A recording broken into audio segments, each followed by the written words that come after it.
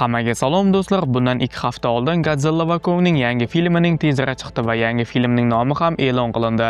Chiqqan vaqtidayoq tahlil qilmaganim uchun uzr so'rayman. Yangi filmning nomi Godzilla va Kong Supernova, ya'ni supernova so'zi yulduz portlashi degan ma'noni anglatadi. Bu nomdan so'ng kinoning koinot bilan bog'liq ekanligi aniq deb o'ylashingiz mumkin, lekin xulosa qilishga erta. Xo'sh, bu filmning tizeri Godzilla va Kong yangi imperiya filmining birinchi tizeridan butkul boshqacha. U tizerda bizga filmning asosiy yovuzi kim ekanligi yaqqol ko'rsatilgan edi. Bunda esa bizga film ijodkorlari yovuzni o'zingiz toping deb ko'pgina jumboqlar tashlab ketishdi. Tizer monarx markazi bilan ochiladi. Hammaning kuni odatdagidek davom etmoqda va ekranda bir nechta nuqtalar paydo bo'ladi. Balki bu yangi titan paydo bo'lgan joylarni bildirishi mumkin. Eshitiladigan birinchi narsa telefon jiringlashi. Demak, yangi maxluq paydo bo'lganida odamlar bu jamoaga telefon qilib ogohlantirishadi. Boshqa ekranda esa Rio de Janeiro shahridagi talofatlar haqida ma'lumot aytilmoqda.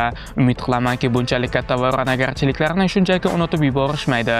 U ham mayli, lekin minglab odamlarcha, ular shunchaki o'lib ketishdi. To'g'ridagi ekranda esa porlab turgan ko'k piramidalar. Ha, ular yangi imperiya filmidagi kristallarga o'xshaydi. Ular orqali Evi xalqi tortishish kuchini boshqargan edi. Balki bu orqali portal ochilishi mumkindir, bilib bo'lmaydi-da. Film nomidagi supernova so'zi katta ehtimol bilan kosmik Godzillaga belgi qilyapti. Hattoki supernova so'zini aylantirsangiz, so'z boshidagi S va oxiridagi A harfi kosmik Godzillaning yelkasidagi kristallarga belgi ekanligini ko'rishingiz mumkin. Buning orqasida esa yulduz porlagan va o'rtaga e'tibor bersangiz, kosmik Godzillaning peshonasidagi belgiga o'xshab ketadi. Yana filmning suratga olish ishlaridan suratlar tarqaldi. Bu suratda ushbu filmda general rolini o'ynayotgan aktyor Matthew Modine tasvirlangan. Uning yelkasida esa kosmik Godzillaning peshonasidagi belgi mavjud. Bu ham kosmik Godzillaga belgi. Sol ustiga qarasak, biz afsonaviy aktyor Sam Neill suratini ko'ramiz. Siz uni Yura Park filmidagi Alan Grant roli bilan taniysiz. Uning yaqinda bu filmda rol o'ynashi tasdiqlangan edi. Bu esa meni juda xursand qildi. Biz allaqachon Kate Endeavor obrazidagi qahramon monarx xodimi bo'lishini eshitgan edik. Shuning uchun bu uning stoli bo'lishi mumkin va Sam Neill uning otasi. Yonidagi suratda esa onasi tasvirlangan. Umid qilamanki, Sam Neill filmda kamida 20 daqiqadan ko'p yashaydi.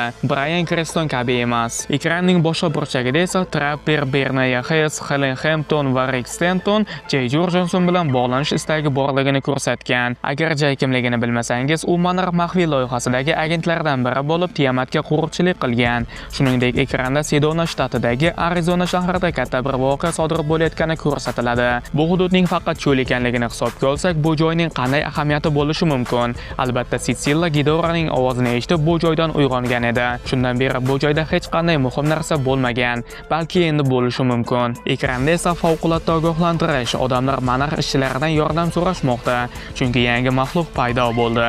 Ammo bu qaysi titan bo'lishi mumkin? Chet ellik muxlislar ekrandagi kodni yetishga muvaffaq bo'lishibdi. Kodda bu joyni tomosha qiling degan jumla yashirin ekan. Bu hech qanday ma'no bermayaptimi? Ammo ingliz tilida bu jumla watch this space deb aytiladi. Ingliz tilida space so'zining ikkita ma'nosi bor. Birinchisi joy, ikkinchisi esa koinot. Juda ko'p belgilar filmning yangi yovuzi kosmik Godzilla bo'lishiga ishora qilyapti. Ammo koinotdan keluvchi dushman kosmik Godzilla bo'lmasligi ham mumkin. Eski yapon filmlarida Gaygan ismli o'zga sayyoralik maxluq ham bo'lgan. Agar tizerga e'tibor bersak, bir lahzaga biz Gayganning yakka-yu yagona ko'zini ko'rgandek bo'lamiz. U kosmik Godzillachalik mashhur emas, ammo ko'pchilik yangi filmda uning qatnashishiga ishonishmoqda.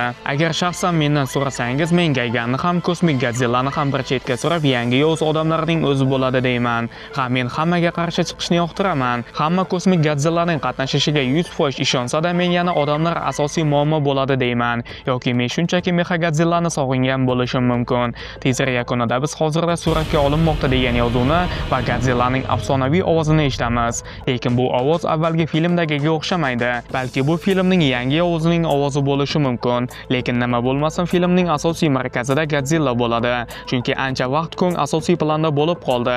Endi navbat Godzillaga. Godzilla va Kong Supernova filmining rejissyori Grant Sputor. Film syujeti haqida hali hech qanday ma'lumot yo'q. Qanday yangilik bo'lsa ham mening Telegram kanalimga joylanadi. Kanal hovlasi video ostida obuna bo'lib qo'ying.